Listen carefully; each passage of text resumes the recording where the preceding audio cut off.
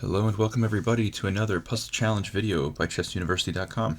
This is Ryan Murphy once again, and in this particular puzzle video, our intended audience are players under 1,000, and it's white to play and win.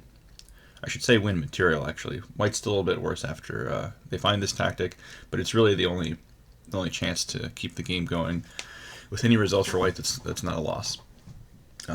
It does win a lot of material. So it's a pretty straightforward tactic. It's very important to know these things. So it's a good one to try out. If you see the solution, you can post a comment on the website's official post. And if you get it right before we post our solution tomorrow, you can get reward points on your account on chessuniversity.com. So go check that out. I'll put the link in the description. And with that, let's jump back to the start of this game and see how we got to this position. This is actually quite deep in a game. This is going to be the 40th move for white to begin this tactic. And this is the game Zhu against Christensen, played on chess.com. So we have an untitled player as white playing against a grandmaster. So pretty tough matchup. And we'll see how we got here. So the game began actually in a very interesting style. C4, C5. So this is potentially an invitation to a Benoni.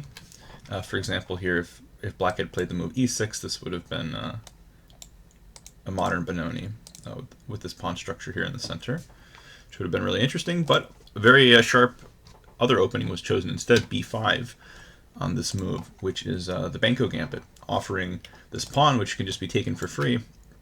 And generally speaking, black is very happy to give up this pawn. There's various ways they can do it, but generally speaking, you're going to end up with two half-open files after black recaptures this a6 pawn, and black's going to try to put pressure against these pawns in the long run. Black's looking for long-term piece activity as compensation for the missing pawn. So that's an interesting way to play, and that's one of the most popular ways for this to continue. But in the game, instead, white played a kind of a more calm move, queen c2, not accepting the gambit and just holding the pawn on c4. But this is supposed to be fine for black, so black took. White played e4. This is the other point of queen to c2. Is now white just wants to keep pushing in the center. I think they want to take back with the bishop and get their pieces out. So black kind of does the same. d6, bishop takes c4, g6, knight to f3, bishop g7, and both sides castle.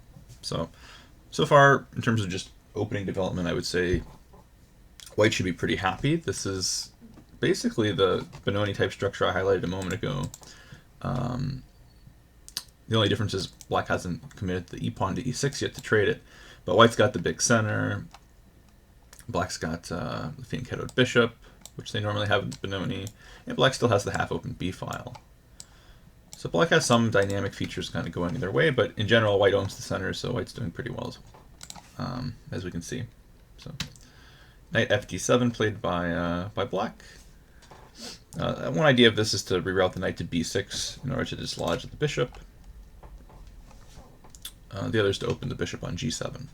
Bishop f4, knight to b6, hitting the bishop to e2, and bishop a6, looking to trade off the bishop on e2, and then bring this knight potentially around to the b4 square, which would be pretty annoying for white to deal with. So black's starting to get some activity.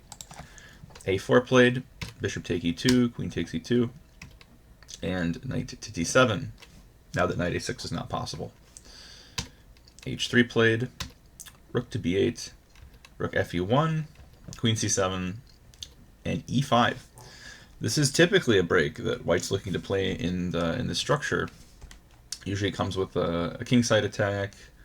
But here, I mean, black's last move was aimed pretty much directly against this. There's a lot of support on this square from the black side, lots of defense against this e5 pawn break, and white goes for it anyway. I'm not sure this is actually the correct moment for it. Maybe it required a bit more preparation. But okay, that's what was played. So black has to take. Knight takes, bishop takes, queen takes. Everybody takes everybody, basically. And we reach this position where it feels to me like basically white just exchanged a lot of their space advantage prematurely, because even though they didn't lose any material here, it was just a bunch of equal trades. the quality of pawns between the pawn that used to be on e4 and on d6. I think that trade in quality helps black. I mean, the pawn on d6 was less centrally located than the one on e4, and also in the resulting structure you have this pawn isolated on d5 against this potentially weak pawn on e7. But it feels like it should be very easy for black to guard the pawn on e7.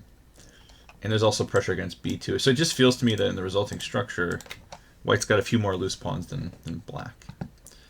So black should be pretty cozy here. Rook b7 played, doubling, and knight c8 to cover the pawn on e7.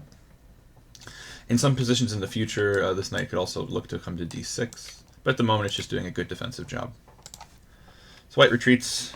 The pawn on b2 was threatened, so that makes sense. Rook d8 hitting the pawn on d5 so that the knight moves. Rook takes d5 as possible.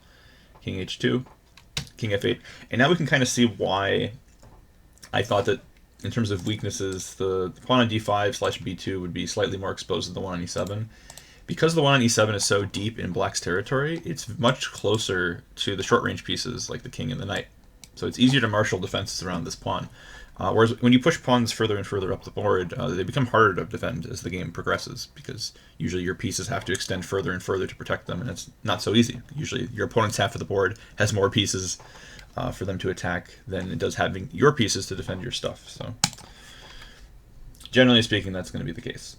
So a5 played by white, knight to d6. Finally, this knight's starting to reroute, has some very nice squares that it's looking at. Can reroute to d4, which would be quite a nuisance for the white side. Could also sit on the c4 square to apply pressure here, and also on the a5 pawn. So yeah, black definitely has an initiative here. It's more cozy to be black for sure. So knight to a4, looking for counterplay against the pawn on c5. Rook c8, defending, and rook c1. So white now says, you know, I can't really win this pawn on e7. It's too well defended. Let's shift attention to the c5 pawn, which is further exposed than the one on e7, further from the king. Maybe I'll have some luck there. The problem is, after the move c4, which is what black played, this pawn is also now very solidly protected by this very nicely placed knight. And now, yeah, basically it's time for black to start collecting pawns. b3 was tried, but of course not pawn takes. Pawn takes would be a blunder, right? And white would be winning, but rook takes, and that's just a free pawn. So that was played in the game. Knight c3, rook to a3, going after the a5 pawn, and yeah, it's just collection time. Rook e2, rook takes a5, rook ce1, white switches attention back to the e pawn, but as we already know, that pawn's pretty easy to defend, so rook c7, g3, rook to a3, disturbing the knight, breaking or trying to break the blockade, rook c2, rook b3, rook a1, king g7, rook a6. White activates, but they're down 2 pawns, and I mean the game is basically lost at this point until a moment in the near future. So knight a4, rook 3 to b5, hitting the pawn on d5, rook a2, snack time for the rook, rook goes to d3, knight a4, and now I assume, I mean this is a blitz game, so who knows how much time was left on the clocks, but I mean it's possible that black may have pre-moved this move without thinking about where the white knight was going to move. Not really sure, but the next move is definitely rushed, and it allows white some unnecessary counterplay and a nice tactic, which after the move c3, this is our starting position, so you guys already know what your task is here. Hopefully you guys solve it, and I hope to see you guys on the website to see what you guys came up with. So thanks for watching, and I'll see everybody tomorrow.